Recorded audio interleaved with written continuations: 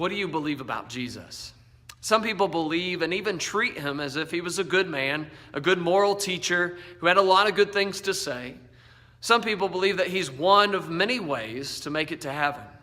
But I want to challenge any neutral idea about Jesus. And I want to go to Mark chapter 1 and verse 21, where Jesus is in the synagogue and he's teaching.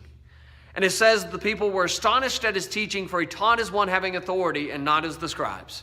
He didn't teach like the scribes. He didn't teach in the name of Rabbi so-and-so or teach what Rabbi so-and-so says.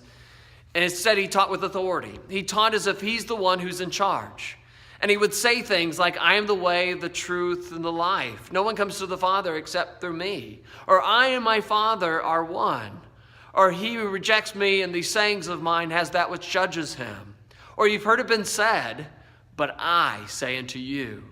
These are astonishing teachings for a moral teacher. These are outrageous. He's saying he's the only way to heaven.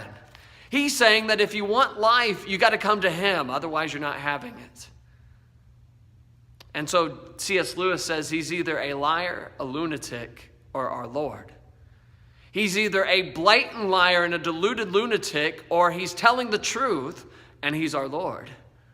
And so these are the only options. There can be no neutrality with Jesus. You can't just think of him as a good man or a good moral teacher. C.S. Lewis says he's either the Son of God of heaven or he's the devil of hell. And so Jesus, though, didn't just make these claims. He proved it. And so there's a man who enters into the synagogue with an unclean spirit, Mark 1. And despite the spirit's persistence in saying, leave us alone, what have we to do with you, Jesus of Nazareth, the Holy One of God?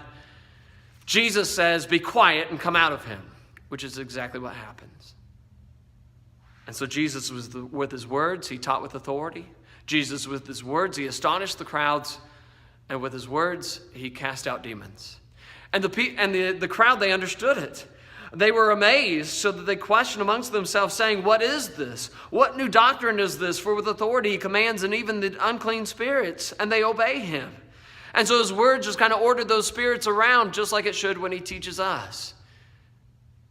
And so if he is telling the truth and he's our Lord and he is the way, doesn't it make sense that we obey his words and do what he says?